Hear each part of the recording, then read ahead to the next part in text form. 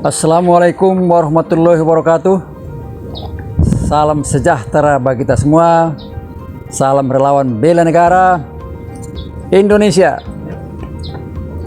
Para pemerhati yang saya hormati, kita ketemu lagi dalam bagian yang ke-25 dengan subtema Temu Dewan Tannas.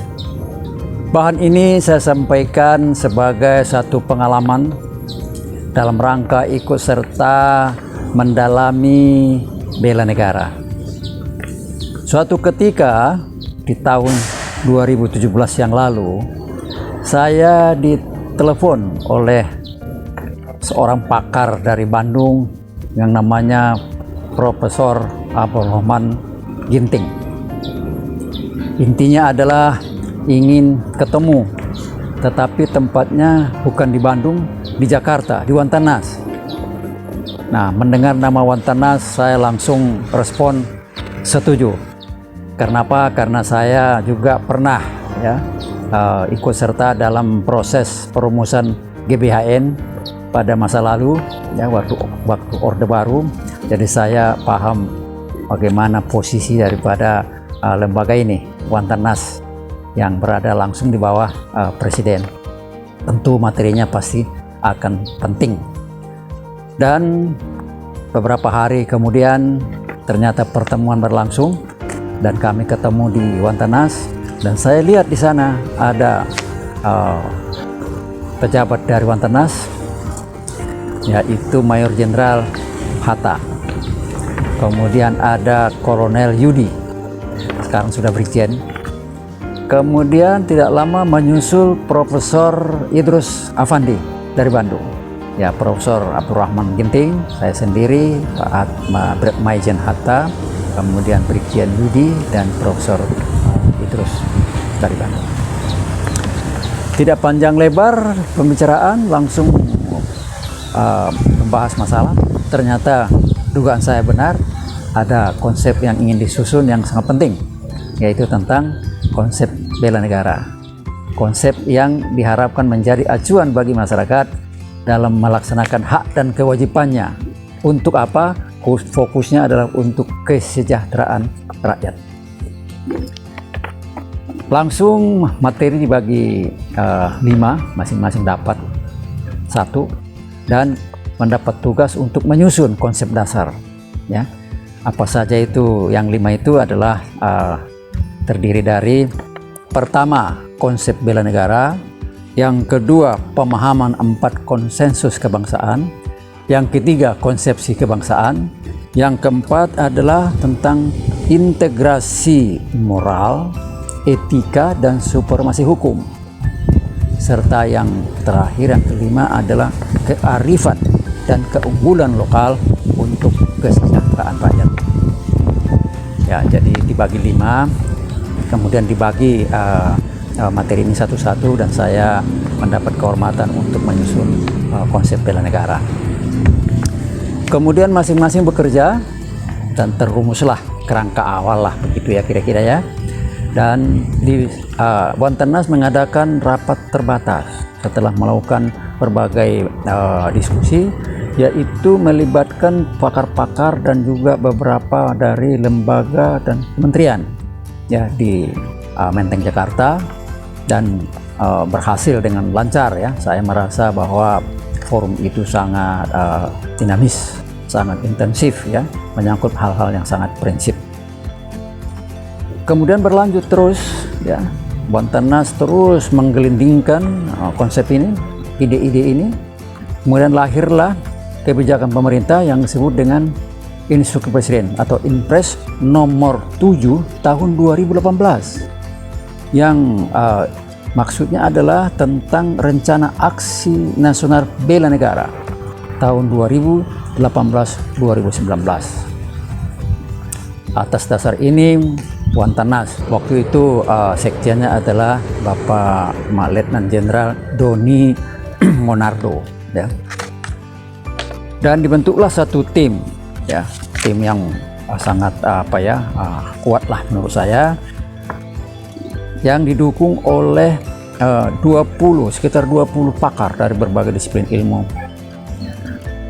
Tim ini disebut Satgas yang dipimpin oleh Mayor Jenderal Toto Siswanto SIP.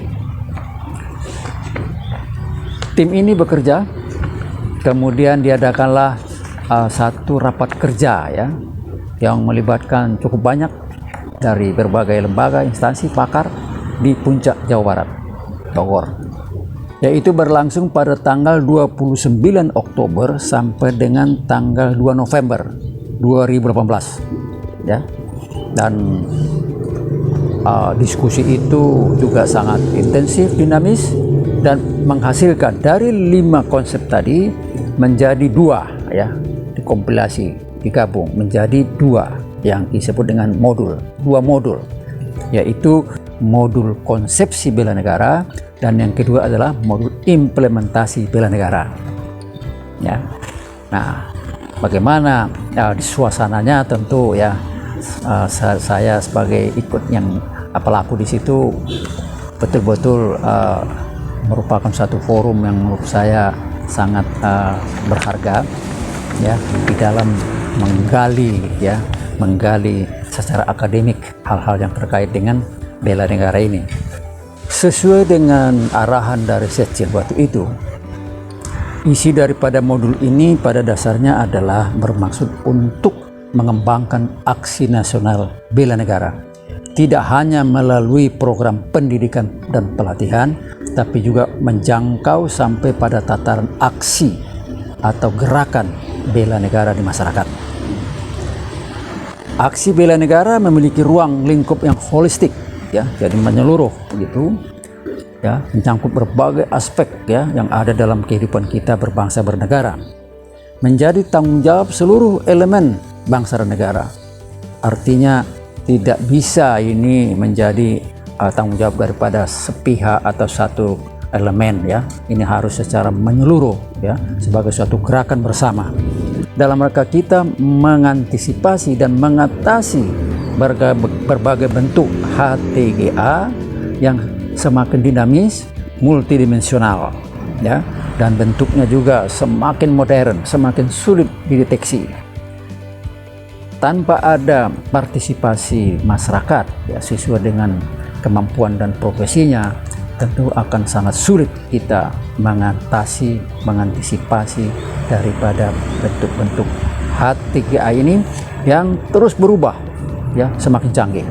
Buku modul yang pertama konsepsi bela negara itu secara umum dapat saya sampaikan meliputi pertama nilai-nilai dasar bela negara, yang kedua konsensus dasar berbangsa dan bernegara atau konsensus dasar kebangsaan, kemudian yang ketiga adalah konsepsi kebangsaan, yang keempat integrasi model etika dan supremasi hukum, dan yang kelima adalah konsep kearifan dan keunggulan lokal untuk kesejahteraan rakyat. Sedangkan modul implementasi ya, bela negara atau modul kedua isinya meliputi berbagai definisi yang terkait dengan bela negara, kemudian pokok-pokok penyusunan modul khusus dan program aksi, kemudian yang ketiga persepsi ancaman faktual dan potensial. Kemudian dilanjutkan dengan beberapa contoh tentang aksi nasional bela negara yang diuraikan di dalamnya, meliputi khususnya yang terinci adalah HTGA, hambatan, tantangan, gangguan, dan ancaman dalam aspek non militer. Ada yang menarik dalam diskusi tentang modul ini yang kebetulan saya waktu itu sebagai moderatornya, yaitu tentang nilai-nilai dasar bela negara. Nah, ada suatu pemikiran yang berkembang terkait dengan konsepsi dasar bela negara. Kita sudah paham waktu itu ya, sebagai masyarakat juga sudah mengetahui ada 5 aspek atau bidang yang terkait yang masuk dalam konsep dasar bela negara. Yang pertama adalah rasa cinta tanah air. Yang kedua adalah kesadaran berbangsa bernegara atau nasionalisme. Yang ketiga adalah kesetiaan kepada Pancasila.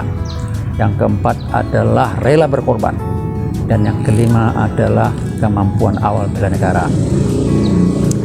Waktu itu berkembang satu pemikiran bahwa nilai-nilai yang ada di dalamnya adalah hal-hal yang terkait dengan potensi yang kuat, ya, potensinya kuat dalam rangka membangun kekuatan bangsa, dalam rangka membangun daya tahan bangsa. Jadi dapat kita misalnya tanyakan ataupun ketahui, ya, kalau seseorang itu sudah mempunyai ini, ya, misalnya dari segi cinta tanah air, oke. Kebangsaannya, iya. Setia kepada Pancasila, oke. Kemudian rela berkorban, iya. Dan mempunyai kemampuan awal bela negara, iya. Terus, what next? Apa kelanjutannya? Nah, yang kita harapkan tentu ada suatu spirit, ada suatu semangat yang menggerakkan nilai-nilai yang sudah ada itu, yang sudah kita miliki itu.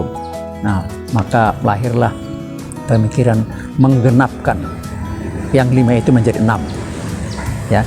Jadi yang ke-6 itu waktu itu disepakati, ya. Dan bahwa dasar-dasar bela negara itu ada 6.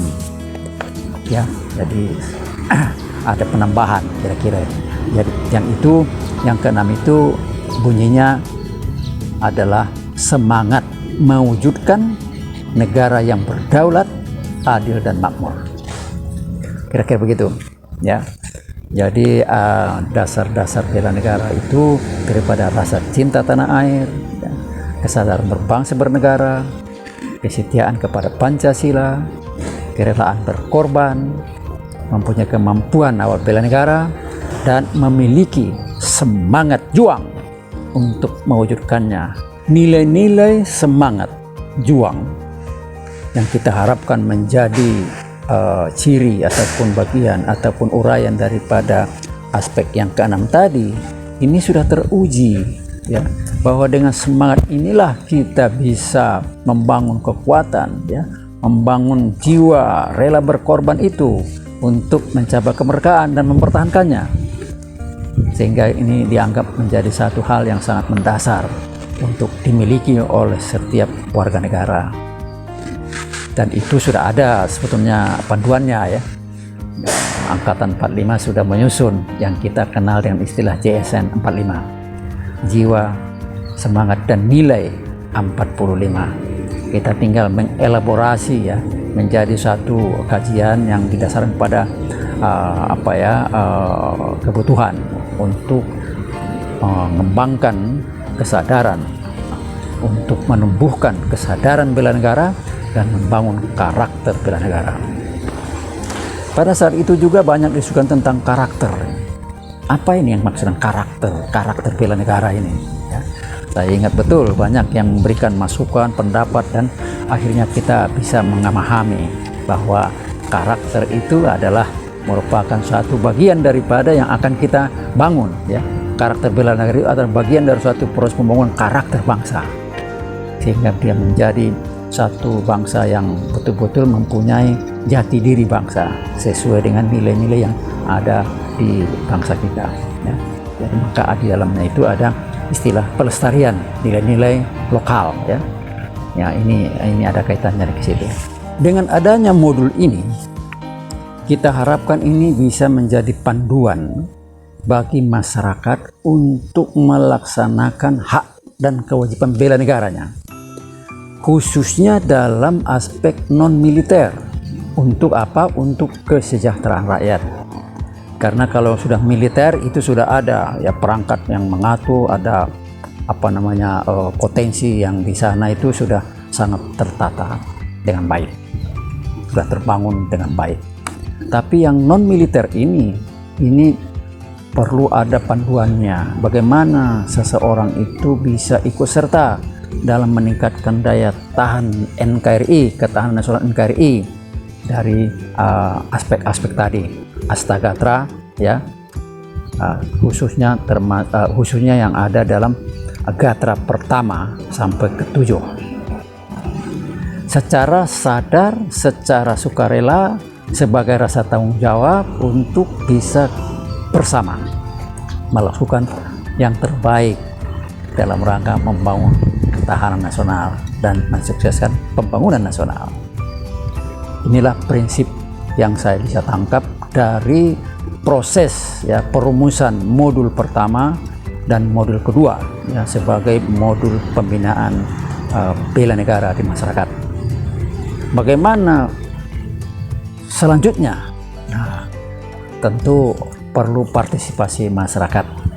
Menurut hemat saya, relawan bela negara Indonesia (RBNI) ya, relawan bela negara untuk kemakmuran bangsa Indonesia merupakan salah satu wadah yang bisa ikut serta ya dalam mendorong, menggelorakan kesadaran bela negara dan karakter bela negara agar tumbuh kesadaran bela negara dan terbangun karakter bela negara sebagai kekuatan bangsa untuk ikut serta meningkatkan ketahanan nasional dan mensukseskan pembangunan nasional.